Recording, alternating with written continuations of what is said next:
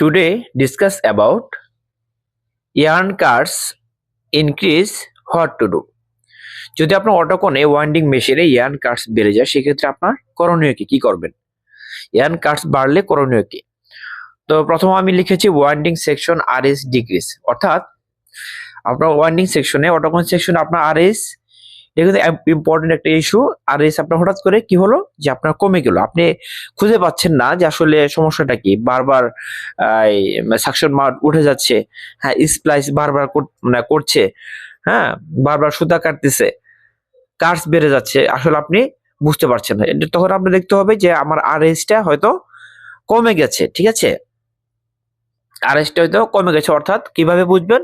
ধরুন আপনার winding section অটোকন সেকশনে শুষ্ক হয়ে গেছে, ড্রাই হয়ে গেছে, ফ্লাই উঠতেছে, হ্যাঁ যার কারণে আপনার স্প্লাইস বারবার করতেছে, কার্স বেড়ে যাচ্ছে, এটা আপনার খেয়াল করতে হবে। আরএস সাধারণত আপনার অটোকনে কত থাকতে হবে? 65 to 70 এর মধ্যে থাকলে সবচেয়ে ভালো হয়, এর মধ্যে থাকতে হবে, তাহলে আপনার মিনিমাম প্রোডাকশনটা পাবেন, কার্স এরকম বাড়বে না, ঠিক আছে, একটা কন্ট্রোলের মধ্যে থাকবে। এবার হচ্ছে extra fly in ring corps.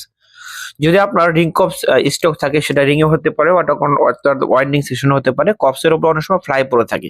এই ফ্লাইয়ের কারণে কি হয়, আপনার সেই ফ্লাই যুক্ত কপসগুলো আপনি যখন চালিয়ে থাকবেন ওটা করে, তখন আপনার বারবার কাট মারবে, ঠিক আছে, অর্থাৎ স্প্লাইস বারবার আপনার স্প্লাইস বারবার হবে, অর্থাৎ সাকশন মত বারবার উঠবে, হ্যাঁ বারবার সুতা কেটে যাবে, হ্যাঁ কারণ হচ্ছে সেই কপসের মধ্যে ময়লা থাকবে, ময়লা থাকার কারণে আপনার থিকনেসটা বেড়ে যাবে, অর্থাৎ কোথাও মোটা হবে, ঠিক আছে, যার কারণে সেখানে যে এখানে আপনার লুফি কিংবা ওস্টার কেটে দিবে, আলটিমেটলি আপনার কি হবে যে কাটস বেড়ে যাবে।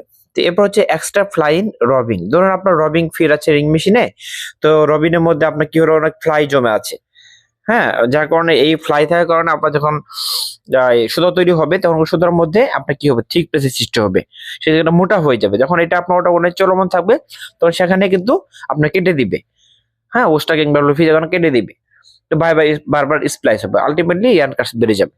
এরপর হচ্ছে excessive breakage in ring frame. তো যদি আপনার রিং মেশিন এক্সেসিভ ব্রেকেজ থাকে, অর্থাৎ বারবার ব্রেকেজ হচ্ছে, আলটিমেটলি কি হবে, থিন প্লেসটা বেড়ে যাবে, হ্যাঁ মোটা চিকন বেড়ে যাবে, মোটা চিকন হবে, সেক্ষেত্রে অটোকোনে যে বারবার কাট মারবে, হ্যাঁ কেটে যাবে, স্প্লাইস বারবার করবে, আলটিমেটলি কাটস বেড়ে যাবে।